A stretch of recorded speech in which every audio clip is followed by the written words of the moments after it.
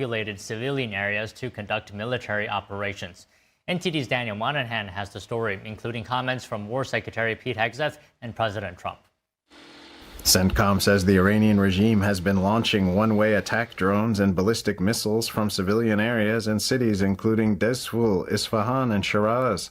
The command says locations used for military operations can lose their protected status under international law and may become legitimate military targets. Secretary of War Pete Hegseth was asked about a CBS News report that Russia is providing intelligence to Iran on U.S. positions and movements, speaking on 60 Minutes. No one's putting us in danger. We're putting the other guys in danger. That's our job. So we're not concerned about that, but the only ones that need to be worried right now are Iranians that think they're going to live. Hegseth discussing President Trump's recent comments that there would be no deal with Iran except unconditional surrender. It means we're fighting to win. It means we set the terms.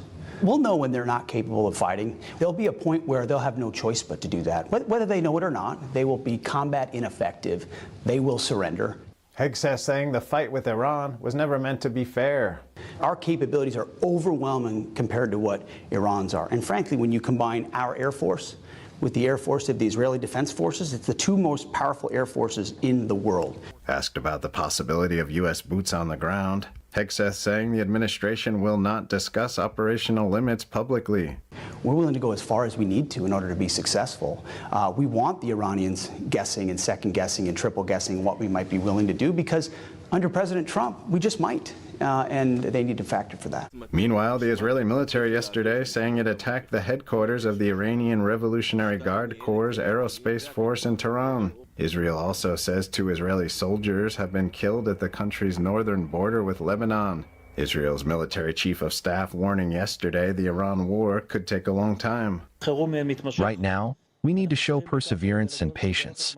It will take a long time. You need to be prepared for that. And however long it takes, it will take. The Israeli military says an overnight strike by its navy killed 5 top commanders in Iran's IRGC.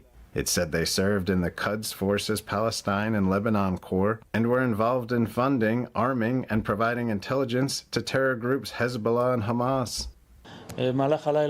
I tell you that there is no safe place for the Iranian branches of evil anywhere in the Middle East, not in Beirut and not anywhere else.